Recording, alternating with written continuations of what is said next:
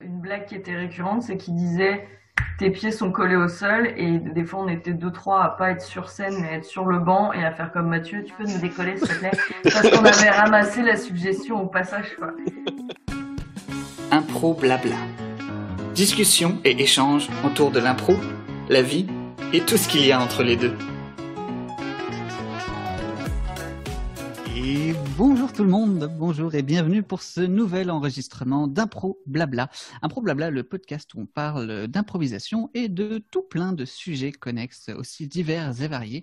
Et aujourd'hui, c'est assez varié puisque on va parler d'improvisation et d'hypnose. Alors, vous connaissez peut-être cette discipline. Certains d'entre vous ont peut-être déjà entendu parler excusez pour la référence, mais de Mesmer. Je ne sais pas si c'est trop populaire. C'est la référence numéro 1 en hypnose. Je veux dire, quand tu parles d'hypnose, les gens, ils entendent Mesmer. Donc, Voilà, alors je fais partie des 90% qui pensent à Mesmer quand on parle d'hypnose. Et on va parler donc d'improvisation et d'hypnose avec notamment 3 personnes qui ont participé, qui ont créé un spectacle qui s'appelait Melchior et qui mêlait ces deux disciplines. Alors je vais commencer avec monsieur Mathieu Ballet. Mathieu Ballet qui était à l'origine de ce projet. Alors bonjour Mathieu, ça va bien ? bonjour Armand, ça va et toi-même? Bah oui, ça va très bien. Donc, pour te présenter rapidement, tu es donc à l'origine de Melchior. Tu as également joué à Montréal dans le spectacle Impro Chef. C'est ça, Euh, qu'on a créé il y a à peu près 9 ans maintenant. et qui jouait à Feu Impro Montréal. Donc, on espère comme malgré tout vous revoir sur scène un jour ou l'autre. Mathieu, toi également, tu fais de l'hypnose à degré, ce qu'on pourrait appeler professionnel. En fait, je me suis jamais lancé à proprement parler dans l'hypnothérapie, mais j'ai fait un peu de recherche autour de l'hypnose, notamment au travers de mon mémoire de maîtrise. J'ai considéré un temps de me lancer, mais bon, l'auto-entrepreneuriat, c'est pas forcément mon point fort. On va dire ça comme ça. Parfait. Et on est également avec Frédéric Roland, que certains connaissent peut-être à Montréal, pour sa fonction de producteur du spectacle Improphonie, un autre spectacle qui mêle cette fois-ci musique et improvisation. Fred, tu es également DJ dans plusieurs ligues. On a pu te voir derrière les platines de différentes régies. Donc, bonjour Frédéric, ça va bien? Salut Armand, oui, oui, ça va, ça va, ça va. Oui, on me voit souvent plus derrière les platines que sur la scène. C'est c'est souvent ça. Mais j'ai beaucoup de plaisir à mettre de la musique pour les gens qui jouent sur scène. Puis on va dire que ce qu'on va parler comme sujet aujourd'hui m'a permis de me trouver un peu plus profond aussi dans l'impro, grâce aux connaissances que Mathieu nous a données par rapport à l'hypnose et l'auto-hypnose aussi. Ah, ok, bah, j'ai hâte de vous entendre à ce sujet. Donc toi, tu étais là en tant que participant, en tant que joueur sur Exactement. scène. Et pour compléter le tableau, nous avons également Marion Bezou, qui avait également joué dans le spectacle Melchior. Marion, toi également, tu fais partie de la troupe d'Impro Chef et on peut te retrouver à la Lips de Montréal, qui joue Il en joue en ligne. virtuel en ce moment, ouais. On Mhm, est sur exact. Zoom un jeudi sur deux. Alors, merci tous les 3 d'avoir accepté cette invitation pour discuter de ce projet. Ça m'avait beaucoup intrigué. Je ne connais pas grand-chose de ce domaine qu'est l'hypnose. Comme je mentionnais tout à l'heure, j'ai vu des spectacles de Mesmer, j'ai fait l'affaire avec les doigts, là, puis ça m'avait impressionné la première fois. Alors, mais on va pouvoir aller plus en profondeur, hein. Bien sûr, j'imagine que c'est beaucoup plus profond et diversifié que ça. Alors, pour commencer, j'aimerais en connaître un petit peu plus juste sur l'hypnose en tant que telle, si vous aviez une définition rapide, en quoi ça consiste? Ah, une définition rapide, c'est un petit peu compliqué parce qu'en fait, pour être honnête, les scientifiques n'arrivent même pas à se mettre d'accord sur une définition de l'hypnose depuis 50 ans. L'hypnose, moi, la définition qui me parle le plus, c'est une définition qui parle d'une interaction entre l'hypnotiseur et quelqu'un qui va être hypnotisé. Et au travers de cette interaction, la personne hypnotisée va vivre un certain nombre de phénomènes qui incluent souvent la sensation de perte de contrôle ou des sensations, on va dire, des sensations d'état différents. Je parle de sensations d'état parce que là aussi, il y a toujours une grande discussion scientifique pour savoir est-ce qu'il y a un état hypnotique, est-ce qu'il n'y a pas un état hypnotique. Donc, je vais sûrement parler d'état d'hypnose pendant le podcast, mais il faut retenir que pour l'instant, il n'y a probablement pas un état d'hypnose, sauf que c'est plus facile de parler d'état d'hypnose pour signifier quelqu'un qui est en train de vivre un phénomène de nature hypnotique.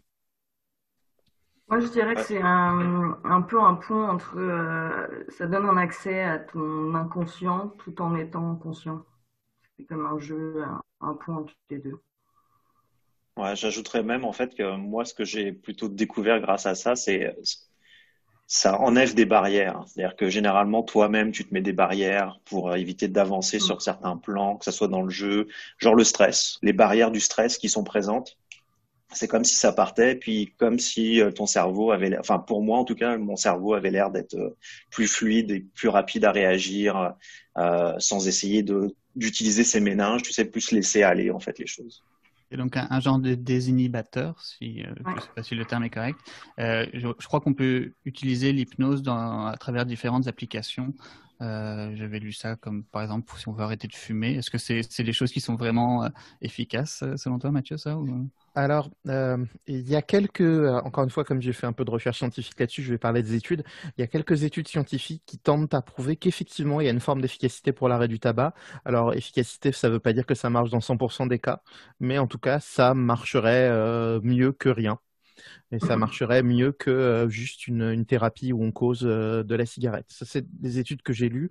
Il y a beaucoup de choses qui sont affirmées sur l'hypnose. Aujourd'hui, l'un des domaines où on est sûr que ça marche vraiment, c'est notamment les anesthésies. C'est-à-dire qu'on peut faire de l'imagerie cérébrale et on s'aperçoit que sous l'effet de suggestion hypnotique, le cerveau traite la douleur différemment. On le sait. On sait aussi que ça joue sur les hallucinations. Par exemple, si on analysait le cerveau de Fred, par exemple, et on lui demandait d'imaginer le chant d'un oiseau, alors on verrait une certaine activité cérébrale. Si on lui faisait écouter le chant d'un oiseau, on verrait une certaine activité cérébrale qui n'est pas la même. Et maintenant, si je lui faisais la suggestion hypnotique qu'il entend un chant d'oiseau, eh bien son activité cérébrale serait beaucoup plus proche de quand il entend vraiment un oiseau que quand il imagine qu'il entend un oiseau. Pareil, si je montre une image en couleur à quelqu'un, que j'hypnotise et que je lui dis il n'y a pas de couleur dans l'image, les zones de traitement de couleur du cerveau ne vont pas s'activer. Donc on sait qu'il se passe vraiment des choses dans le cerveau. Après, jusqu'à quel point on peut l'utiliser pour du développement personnel, pour des thérapies, bah, c'est des questions qui sont très difficiles à étudier scientifiquement avec les approches de la psychologie aujourd'hui, parce qu'on ne peut pas faire des essais sur 500 personnes, sur des cas qui sont très individualisés, on va dire. Donc, euh, donc c'est difficile de se prononcer davantage. Il y a des gens que ça aide, vraiment. Il y a des gens que ça aide à arrêter de fumer. Il y a des gens que ça aide sur la gestion de certaines allergies légères. Il y a des gens que ça aide sur l'anxiété. Moi, j'ai fait un petit peu d'accompagnement, notamment sur de l'insomnie et des difficultés du sommeil. J'avais de bons résultats. Donc, Les phobies aussi. ouais, il y a sur des phobies, sur des phobies. Encore une fois, ça dépend toujours du degré. Et puis, bah, tout le monde n'a pas le même degré de réceptivité à l'hypnose non plus. Donc c'est une forme de programmation cérébrale. Ouais, Suggestion Ouais, plutôt. tu as utilisé le terme de suggestion, je pense. Ouais, ça, Ouais. c'est assez... Parce que tu peux pas reprogrammer un cerveau, genre les films, comme on en avait beaucoup parlé à l'époque, les films où on te fait croire qu'un mec peut tuer quelqu'un sous hypnose ou quoi que ce soit. Faudrait vraiment, c'est plutôt du brainwashing qu'il faudrait faire plutôt que de l'hypnose pour réussir à faire quelque chose comme ça. Mais non, tu peux pas faire n'importe quoi avec l'hypnose. Tu peux pas faire prendre un couteau à quelqu'un. Il y a quand même, ton cerveau a quand même des barrières qui te permettent de te bloquer à certaines choses. Et même quand on avait préparé le show, la première chose que Mathieu nous avait demandé, c'est quelles sont nos limites dans la vraie vie, quelles sont les choses qu'on veut pas faire, parce que sous hypnose, il voulait pas appuyer sur des triggers qui pourraient blesser des gens, et en même temps savoir aussi si on avait des choses qu'on aurait pu avoir vécues qui pourraient genre un traumatisme que tu as pu avoir dans ton enfance ou quoi que ce soit, qui aurait pu déclencher quelque chose de pas le fun du tout, autant pendant les pratiques que pendant le show en lui-même.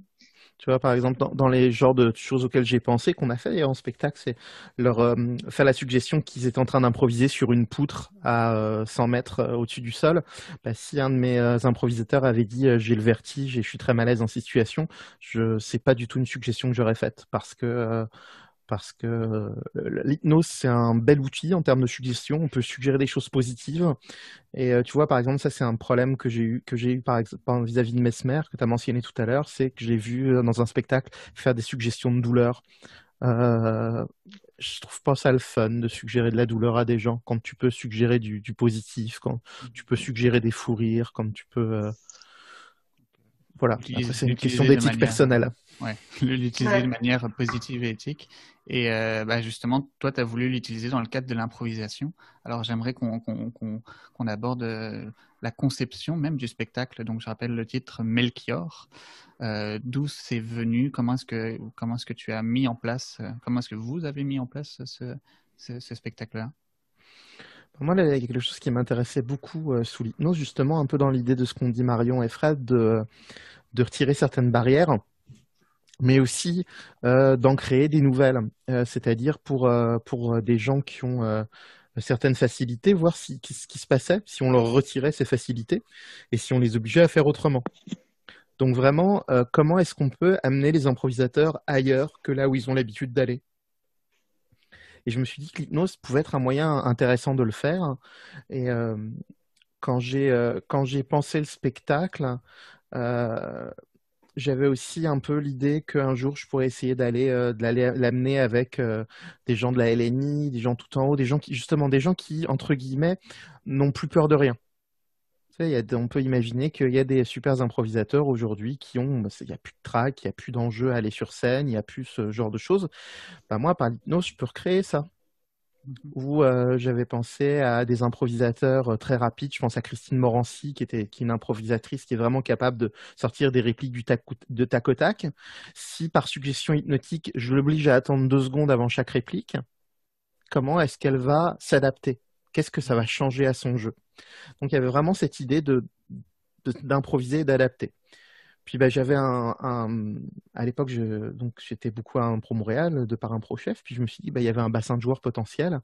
Donc j'ai contacté Impro Montréal, puis j'ai contacté un peu les gens autour de moi, puis j'ai proposé aux gens de faire une audition parce que pour tester le spectacle, pour essayer le spectacle, évidemment, il fallait que je trouve des gens qui soient suggestibles rapidement, des gens avec qui l'hypnose ça marchait bien et vite, parce qu'on peut entraîner l'hypnosabilité. Il faudrait que j'arrête d'utiliser ce mot-là. À la suggestibilité. On peut entraîner à la suggestibilité hypnotique. C'est mieux. Mais ça prend du temps, ça prend des programmes spéciaux. C'était pas le but du jeu. Le but du jeu, c'était, OK, bon, qu'est-ce qu'on peut faire avec ça? Qu'est-ce qu'on peut faire avec ça? Et puis, évidemment, il y a des gens qui faisaient déjà partie de mes cercles de joueurs, d'improvisateurs, comme Marion, par exemple, à qui j'ai proposé. Puis j'ai élargi un petit peu, et c'est comme ça que Fred est venu. Et Marion aussi, toi, est-ce que tu t'intéressais déjà un petit peu à ce phénomène de l'hypnose, ou alors quand on t'a proposé ça, ça t'a intrigué? Oui, c'est sûr que ça m'a intrigué. Non, l'hypnose, j'y connaissais rien. Après, on est quand même assez proches avec Mathieu. Ça fait longtemps qu'on joue ensemble, etc. Puis c'est sûr qu'il m'en avait parlé. Et oui, j'étais curieuse et l'idée d'aller justement un peu à briser des barrières, notamment le jugement de soi, des choses qui mettent des obstacles à la créativité. Je trouvais ça intéressant. Et je regrette pas parce que c'était une expérience assez exceptionnelle. Après, moi, je suis pas la plus suggestible de tous. Là, Fred me bat haut la main à ce-là. Mais ouais, c'était super intéressant aussi de voir les effets différents de ça selon les gens, parce que c'est pas mettons qu'on parle de trans, donc d'état hypnotique, on n'a vraiment pas tous les mêmes, on n'est pas sensible aux mêmes choses et tout, fait qu'il y avait un panel assez varié là, dans le cadre du show, c'était cool. Il y a quelque chose d'intéressant par rapport à l'imagination, c'est que chaque personne reçoit les suggestions à sa façon. Et dès le moment où il y a une ambiguïté sur l'interprétation possible de la suggestion, on peut avoir des grosses surprises sur ce qui va se passer. Et c'est très drôle parce que pendant les pratiques, on a eu des moments tout à fait drôles comme ça. On a travaillé sur une hallucination de jouer avec une célébrité. Alors on avait un des comédiens, Ahmed, qui était juste paralysé. Il ne pouvait plus improviser. Il était tellement content d'être en face de son idole qui se retrouvait. Et inversement, c'était Tessa, ça avait été très très drôle. Tessa, d'un coup, elle en avait plus rien à foutre de l'impro. Elle était tellement contente de rencontrer son idole qu'elle commençait à taper la discussion. Alors elle avait plugué le nom du thème à un moment pour qu'on arrête de la faire chier avec ça, quoi. Mais elle était super contente. Elle tapait la discute avec la personne qu'elle était contente. Et c'est très très drôle de voir les réactions très différentes. Mm-hmm. Il y a aussi, on avait fait, après des anecdotes, si t'en veux, il y en a avoir un petit paquet, mais ça, c'était juste le jour des auditions, je pense, que Seb Deray avait pensé il lui avait suggéré que j'étais Barack Obama. Mhm. Et écoute, il était intimidé, là, je l'avais jamais vu me regarder comme ça. Il y avait une aura et il était gêné d'être habillé en mou devant Obama. Il disait, mais il en voulait presque à Mathieu parce qu'il se disait, mais t'aurais dû me le dire, là, je me retrouve habillé en mou devant Barack Obama, je me serais habillée. Et à travers les pratiques que vous avez faites, donc avant de monter sur scène devant un public, comment est-ce que vous avez abordé le travail? Est-ce que il y avait tu savais là où tu voulais aller ou c'était vraiment de l'expérimentation? Il y avait vraiment de l'expérimentation. Je connaissais certains des enfin, je connaissais Marion surtout comme improvisatrice. Je connaissais moins les autres. Donc, il y avait connaître déjà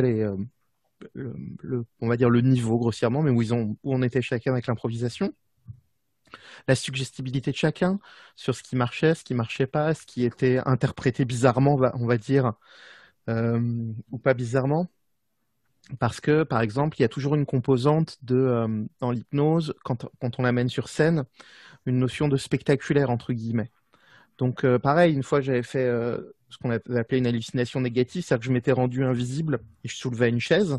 Et ça, généralement, les gens réagissent fortement. Mais là encore, on avait une improvisatrice qui a vu la chaise bouger Puis elle avait vraiment l'impression que la chaise volait dans les airs, mais c'était pas anormal pour elle. Et du coup, c'était intéressant de prendre en note tout ça, de savoir que c'est parce que sur le moment, j'ai cru ça marche pas.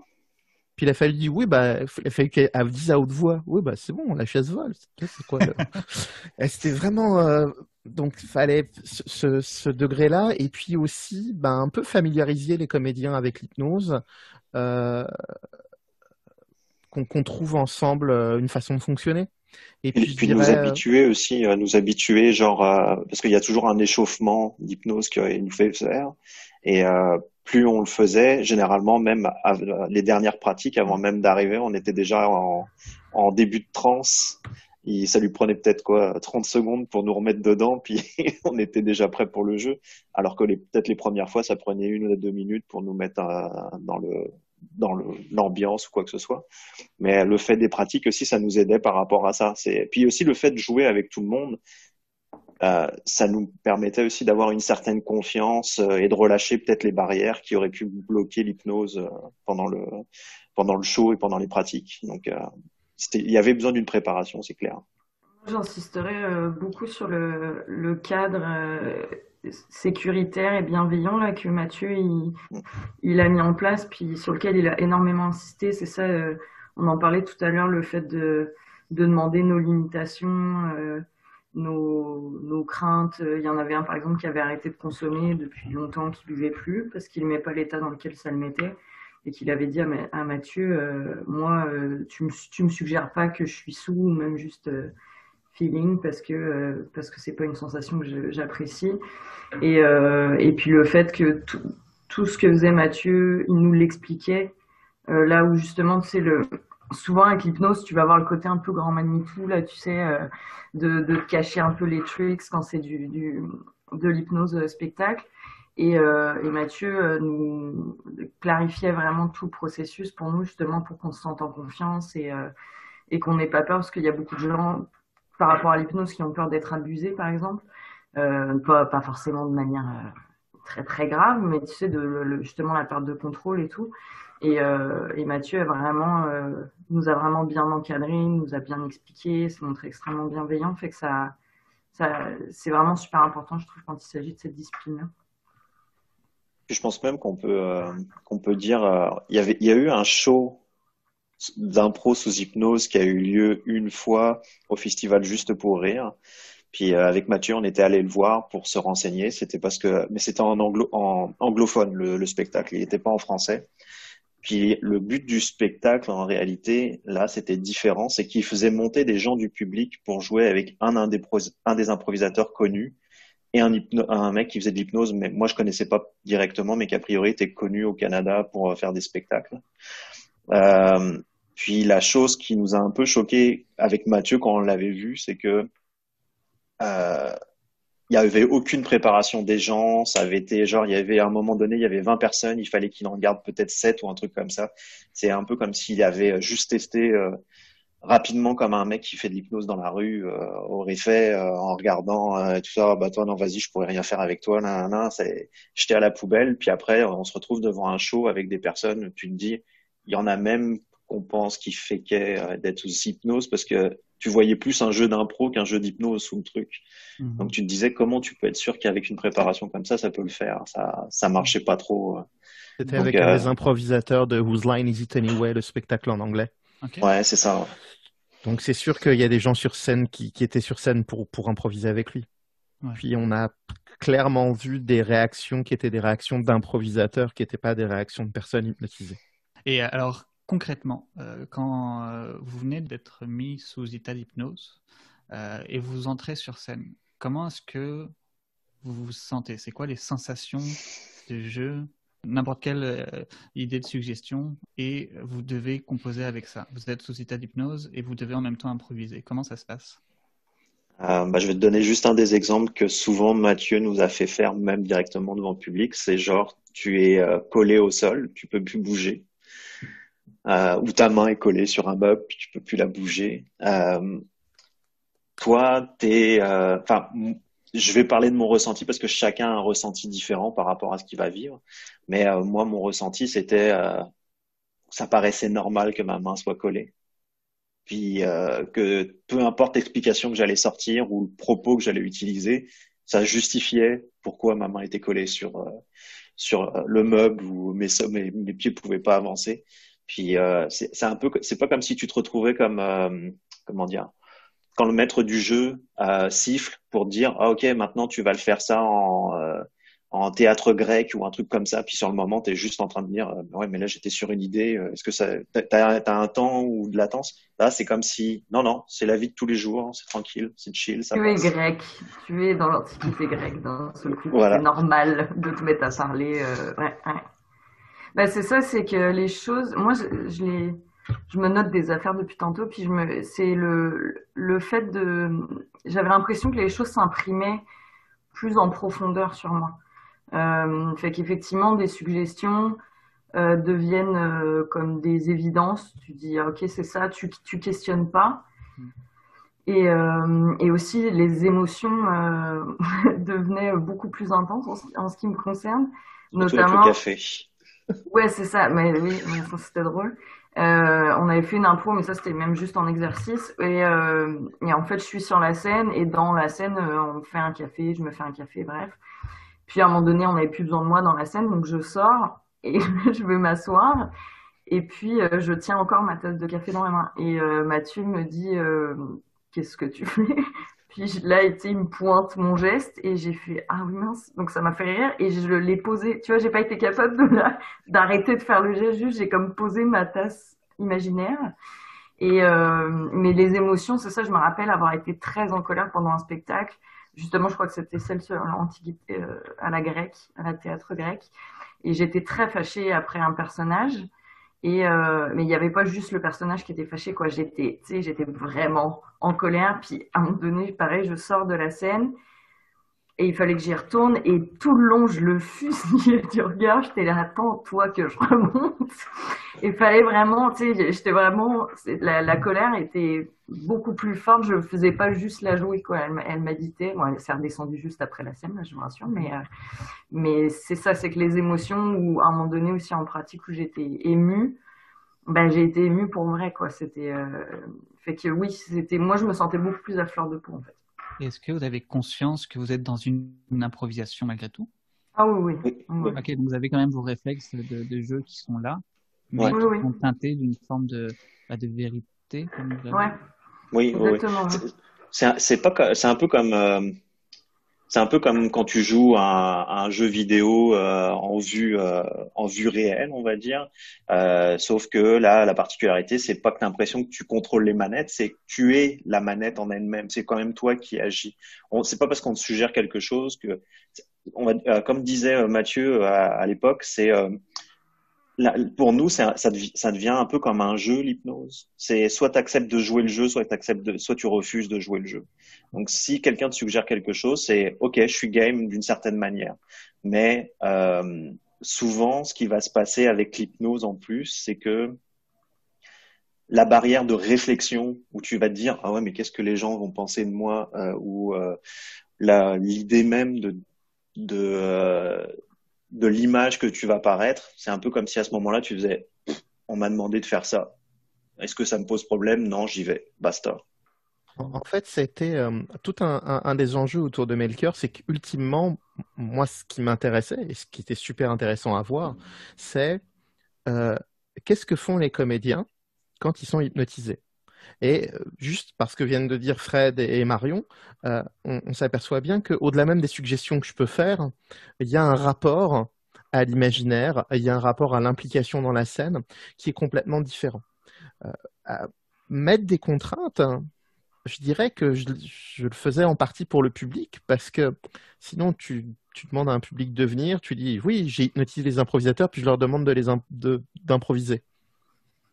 Puis bah, je dirais même dans l'absolu, quelqu'un qui est venu voir Melchior en pensant que l'hypnose n'existait pas, il va ressortir en pensant que l'hypnose n'existe pas. Il m'a juste vu dire à des comédiens, vos pieds sont collés au sol, puis ils l'ont fait, mais quel, ce qui paradoxalement était très intéressant, c'est les gens qui connaissaient déjà les improvisateurs, qui sont venus me voir à la fin du spectacle en me disant, ah, un tel, je l'ai jamais vu jouer comme ça.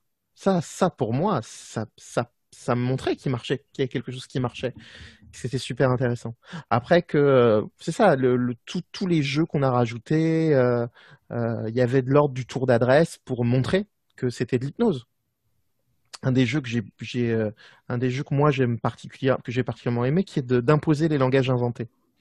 Parce que, d'ordinaire, les impros en langage inventé, les gens se sont obligés de parler tout le temps, de parler le langage inventé tout le temps. Ils font pas de pause, ils se comprennent pas, c'est terrible. Enfin. Ils surmiment. Et là, j'imposais à deux improvisateurs de parler soit une langue inventée, soit une langue qu'ils connaissaient mais que personne d'autre parlait. Hein. Arthur parlait le népali. Le népali, pardon. Voilà, une langue du Népal. Et on avait deux improvisateurs qui parlaient une langue, il n'y avait aucun moyen qu'ils se comprennent, mais l'improvisation marchait. Parce qu'au lieu de surcompenser le fait que ce soit une langage inventé, ils étaient persuadés que l'autre comprenait. Et quand bien même l'autre personne en face leur répondait dans une langue qu'ils ne comprenaient pas, et ben ça les arrêtait pas. Encore une fois, c'est exactement ce que je décris Fred et Marion, c'est qu'ils n'étaient pas en train de se dire « Ah, je comprends pas ». Ils réagissaient sur les infos qu'ils avaient, donc l'intention, les gestes, leur connaissance. Excuse-moi, la suggestion que tu leur avais faite exactement, c'était? Généralement, c'est vous parlez uniquement cette langue est la seule que vous parlez, c'est celle qui est tout à fait naturelle, et c'est la seule que vous comprenez. Ne leur donnez pas de suggestions sur leur capacité à comprendre l'autre. Non. Okay. Non, c'était juste je me souviens surtout que ce qui était intéressant avec ce genre d'impro-là, c'est le fait que les deux langues soient complètement étrangères. Malgré tout, toute l'histoire se tenait. Ouais. C'est-à-dire que s'il y en avait un qui posait une question, c'est involontairement, l'autre avait donné une réponse qui était complètement incompréhensible, mais les gestes qui venaient avec permettaient de comprendre que les deux s'étaient compris. Et les histoires pouvaient durer 2, 3, 4, voire 5 minutes. Ça, de bout en bout, ça fonctionnait. Il n'y avait aucun problème par rapport à ça. Mais par exemple, ça c'est quelque chose que j'ai aimé, une contrainte que j'ai aimée, mais au départ, elle était un peu là pour le gag. Puis en fait, je me suis aperçu qu'elle marchait bien, et donc comme elle marchait bien, c'était agréable. Mais c'est ça, il y a beaucoup de contraintes que j'ai rajoutées. Pareil, dans Melchior, à la fin, on faisait monter des gens sur scène. Je faisais monter une ou deux personnes sur scène avec des suggestions, puis je leur faisais faire une petite scène avec les improvisateurs. Pareil, c'était de l'ordre de convaincre les gens qu'il y avait bien de l'hypnose dans le spectacle. Mais absolument, dans l'absolu, moi, ça aurait pu suffire pour moi de les mettre sur scène, de les dire improviser. Mais avec le fait que cette fois, ça cogite pas du tout, ça fait. C'est ça, parce que encore une fois, je trouve que l'exemple des langues inventées, ce que ça montre, c'est que les gens se comprennent, parce qu'il y a rien de magique pour autant, je veux dire, ils ne se comprenaient quand même pas. Enfin, ils n'étaient pas capables de comprendre le langage de l'autre. Mais je pense que le fait de pas réfléchir, de pas surréfléchir, suranalyser, ça faisait que instinctivement, ils comprenaient l'intention de l'autre. Donc, quand ils posaient une question, et je pense que ça montre à quel point il y a des choses qui passent quand on est vraiment à l'écoute de l'autre et qu'on n'est pas en train de réfléchir sur soi et de se demander de quoi on a l'air, puis si on se trompe, puis si toute cette cogitation qui se fait et qui te coupe de l'autre parce que tu es trop centré sur toi. Bah là, dans ce cas-là, elle n'était pas en action et c'est vrai que c'était extrêmement fluide alors que en termes d'information verbale, il ne passait pas grand-chose, quoi. Et ce que je comprends au final, c'est que ce qui en ressort, c'est cet état hypnotique permet au final, presque paradoxalement, d'atteindre un jeu plus authentique. Moi, je dirais que oui, ouais, plus fluide, en tout cas, c'est sûr. Ouais, Il y a- beaucoup plus fluide. Il y a quelque chose autour de l'hypnose, on parle généralement, moi j'aime bien parler d'état d'attention modifié. Les gens qui parlent d'état de conscience modifié, mais la conscience c'est un mot qui déjà a beaucoup de sens différents, donc, mais d'attention modifiée. Généralement, ce que va faire l'hypnose, c'est qu'elle va concentrer l'attention. Il y a énormément d'éléments périphériques auxquels on va plus faire attention, et on va être beaucoup plus focus précis sur quelque chose. Et là, on a des comédiens qui sont beaucoup plus focus sur ce qu'ils ressentent et ce qui se passe sur scène. Et peut-être beaucoup moins, par exemple, en réaction avec ce qui se passe dans la salle. Beaucoup moins perturbés par un camion qui passerait dans la rue. Peut-être que ce serait une bonne solution pour jouer des matchs d'impro les soirs de match du Canadien, par exemple. Je sais pas.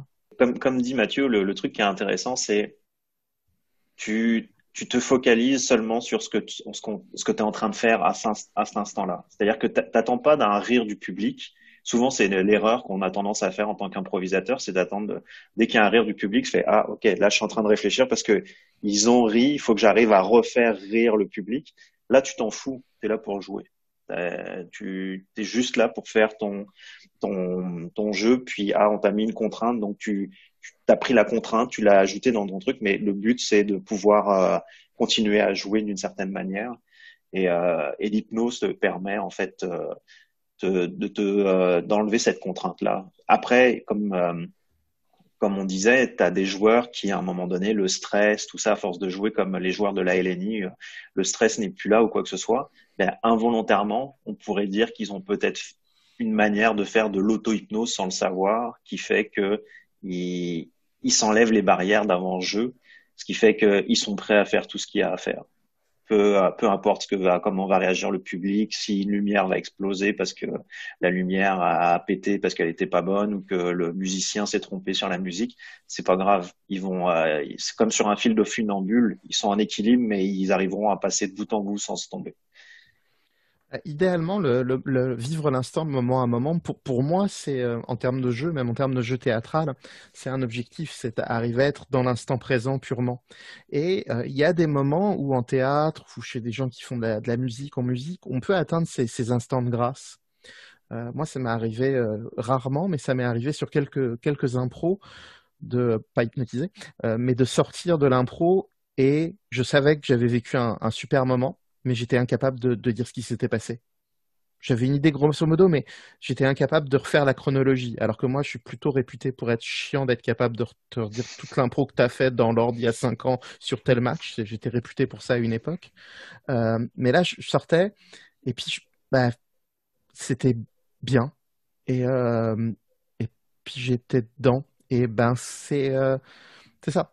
On dit souvent l'hypnose, c'est pas de la magie, ça permet juste d'essayer de vivre dans des choses qu'on peut vivre de d'autres façons. On sait très bien que notre cerveau est capable de neutraliser la douleur. Si on est dans une situation d'urgence, s'il y a le feu, on se lève, on court hors de la maison alors qu'on a la jambe cassée. En hypnose, on peut suggérer un arrêt de douleur. Là, je pense que c'est pareil, c'est-à-dire qu'on arrive à atteindre des états qui sont, pour moi, des états de jeu, les états de jeu que je recherche, les états de jeu intéressants. Au travers de l'hypnose, on force l'atteinte à ça. Là où il y a le côté, tout à l'heure on parlait de programmation, là, mais je veux dire, on avait fait des essais avec Mathieu hors impro, là, mais c'est que ça peut te donner, tu peux comme programmer des boutons chez toi que après tu peux activer tout seul, ou justement quand c'est des états que tu connais, que ce soit des états de bien-être ou peu importe de quoi d'ailleurs, tu peux te les activer toi-même et ça te fait comme un raccourci. C'est comme une manette où tu aurais des raccourcis dessus et tu te dis, bah, tu sais, si je pense à telle couleur ou si parce que tu l'as travaillé en hypnose, moi c'était la couleur jaune. Puis je me rappelle avant un show d'impro chef, j'étais stressée et tout, je me suis comme mise toute seule dans mon coin, puis je pensais à la couleur jaune et j'ai senti comme mon corps qui se boostait parce que c'est ça que je lui avais dit. On avait fait cette association ensemble, que le jaune c'était l'énergie puis la joie. Et physiquement, ça se sent, j'ai la tête qui s'est redressée. Enfin, tu vois, ça peut être assez puissant, mais c'est une boîte à outils géniale, quoi. Vous avez déjà un petit peu commencé à répondre à la question que je voulais vous poser pour finir. Mais pour n'importe quel improvisateur ou improvisatrice, quelle application on pourrait faire à partir de cette pratique de l'hypnose-là? Est-ce qu'il y a bon, Marion, tu l'as mentionné, le fait de te mettre dans un état avec la couleur jaune, par exemple. Est-ce qu'il y a d'autres choses qui pourraient être faites pour justement aider soit à améliorer le jeu ou soit améliorer peut-être le bien-être des acteurs ou des actrices avant de monter sur scène? Ça, c'est lié à l'idée de préparation. C'est-à-dire qu'effectivement, on peut imaginer que pour certaines personnes, ça les aiderait à se préparer plus rapidement. Mais je te dirais aussi que j'ai vu pas mal de spectacles d'impro à Montréal où il n'y a pas vraiment de préparation des improvisateurs avant. Alors que dans mon sens, il faudrait toujours qu'il y ait une petite étape de préparation, une petite étape de transition avant d'aller sur scène. Bon, ça, c'est mes idées à moi. Mais j'ai vu des matchs où des gens sont arrivés, foncés dans les vestiaires, mis leur chandail, sautaient dans la patinoire. Puis Une transition, en fait. Je trouve toujours que c'est waouh, c'est hard. C'est comme les improvisateurs anglophones plutôt à Montréal qui improvisent comme ils sont habillés. Ça, ils arrivent, puis ils vont sur scène, ils improvisent. Moi, j'ai besoin de me changer. J'ai besoin d'avoir une tenue qui fasse une transition. Donc, en un sens, voilà, l'hypnose, comme la méditation, comme la relaxation d'une façon générale, peut t'aider à te reconcentrer, à faire le point sur toi avant de te lancer. Mais il faut déjà que tu aies la démarche d'avoir cette étape de préparation. Fred, tu as parlé d'auto-hypnose, mais est-ce qu'il y aurait des techniques en particulier que les gens qui nous écoutent pourraient utiliser sans que ce soit, je ne sais pas si ça peut être considéré comme dangereux, mais qui soit accessible à n'importe qui voudrait se mettre en préparation, justement? Moi, j'utilise des choses de la visualisation. Alors, ça débouchera pas nécessairement sur quelque chose qui est de l'hypnose, parce qu'on peut faire de la visualisation sans qu'elle soit hypnotique. Une des choses importantes pour vivre une séance d'hypnose, c'est qu'elle soit identifiée comme étant de l'hypnose. L'étiquette hypnose change beaucoup de choses. C'est-à-dire que si vous faites des procédures de méditation avec quelqu'un et que vous lui dites que c'est une séance d'hypnose au lieu d'une séance de méditation, elle va le vivre plus comme une séance d'hypnose que comme une séance de méditation. Ce qui est assez bizarre, le mot hypnose est connoté à une très grande force aujourd'hui. Et il y a des expériences qui ont été faites. En fait, la personne va vivre à peu près les mêmes choses, mais en état d'hypnose, elle aura l'impression d'être beaucoup moins en contrôle et que ça vient beaucoup plus naturellement et que c'est beaucoup moins forcé. Donc, généralement, ce que je recommande, c'est sur des choses basiques, de fermer les yeux, d'imaginer une couleur qui correspond à une couleur positive, qui donne de l'énergie, puis d'essayer d'imaginer que la couleur se diffuse dans notre corps jusqu'à avoir un bon niveau d'intensité pour être en forme. C'est pas mal un truc de base que je fais. Bon, généralement, c'est mieux quand c'est accompagné, mais en exercice de visualisation, ça peut être tout simplement ça, se poser, fermer les yeux, prendre une grande respiration, se détendre et puis d'imaginer un point de couleur qui part. La couleur de chacun, parce qu'il faut toujours travailler avec nos images à soi. Hein. Il y a des gens, Marion, c'était le jaune, mais il y a des personnes pour qui le jaune, ça va pas du tout être associé à ça. Ils vont préférer le vert, le bleu, peu importe. Et puis d'imaginer que la couleur se répand, que l'intensité varie, et puis quand on aime faire ça, prendre le temps de le faire, prendre le temps de le voir et de le visualiser. Je fais une parenthèse là, mais juste moi d'en parler, j'ai l'impression que j'ai commencé. Le pire, c'est que quand tu viens de dire ça, mais c'est pareil. J'étais fixé sur Mathieu, puis j'étais en train de me dire, ok, là, il y a un truc, là. C'est que moi, je l'ai fait, je me dis, ah, Mathieu va peut-être le voir, et je t'ai regardé toi, et t'étais correct. Et là, juste quand j'ai commencé ma phrase, j'ai vu que t'étais pas tout à fait là. Mais c'est ça aussi, c'est que tu vois vraiment à quel point ton cerveau, que c'est toi qui te mets dans cet état-là, en fait. C'est ça, c'est que je sais que Mathieu, il insiste souvent sur le fait de déconstruire le pouvoir de l'hypnotiseur. Mais lui, c'est ça, il riait parce que les premières semaines, comme disait Fred, c'était 15 minutes d'échauffement, tu sais, puis les fois, au bout d'un certain temps de pratique, il arrivait, puis il avait rien à faire parce qu'on était déjà parti, en fait. Tu te mets, tu te prépares, on savait ce qu'on allait faire et tout, donc là, juste d'en parler, c'est ça, moi j'ai senti, puis c'est juste tu sais, les paupières qui se ferment à moitié, puis le côté un peu cotonneux, là, et c'est ça, je l'ai vu chez Fred aussi, quoi, c'est super drôle. Ça reste. Parce que je sais que tu veux finir, Armand, je veux juste revenir justement sur ce qu'a dit Marion, qui est très important. Pour moi, c'est très important parce que ça fait partie de la démystification de l'hypnose. L'hypnotiseur n'a pas de pouvoir. L'hypnotiseur n'a pas d'onde, il n'a pas de pouvoir. Mesmer utilise ça, mais parce que ça fait partie de son personnage de scène. C'est un personnage. Quand j'hypnotise des gens, je suis un guide. Je montre le chemin. J'essaye de trouver la bonne façon d'indiquer le chemin à une personne. Si je suis un bon guide, je vais lui donner des indications qui lui parlent et la personne va y arriver. Si je suis pas le bon guide, peut-être que quelqu'un d'autre pourra lui donner des meilleures indications, mais ultimement, c'est pas moi qui fais le chemin. C'est la personne qui décide de le faire. Donc, à partir de là, j'ai mon seul pouvoir, entre guillemets, c'est d'être un bon guide pour Fred et pour Marion. Mais je suis pas un bon guide pour d'autres personnes avec qui ça n'a pas marché. Coucou Olivier, si tu écoutes ce podcast, cette balado. Et puis il y a des personnes, c'est ça, avec qui ça marche très vite, très facilement. Puis il y a des personnes qui sont facilement guidées par plein de gens différents, donc qui sont facilement hypnotisables. Puis il y a des personnes, ça prend vraiment un contexte, un lieu, une relation, un moment pour que ce soit possible. Puis d'autres, j'ai hypnotisé des gens dans un karaoké après un Melchior, des gens qui voulaient essayer. Ah, vas-y. Puis ça chantait, ça gueulait au micro fort juste à côté de nous. Mais pour cette personne-là, ce soir-là, le contexte était bon, ça marchait, puis ça a fonctionné. Alors qu'il y a d'autres personnes, tu les hypnotiseras jamais à côté de quelqu'un qui hurle dans un karaoké. Ça n'arrivera pas. C'était vraiment passionnant. Merci beaucoup pour ces partages et ces expériences. Merci. Merci à toi. Je suis assez étonné de ce qui en est ressorti. Fait que j'espère que ça pourra bénéficier à d'autres. Puis il y a vraiment plein de pistes super intéressantes à pousser là-dedans. J'espère que vous aurez l'occasion de recommencer ce spectacle-là sous une forme ou une autre. Je ne sais pas si c'était dans les cartons ou les projets. Mais en tout cas, moi, je serais curieux de voir ça en vrai un jour.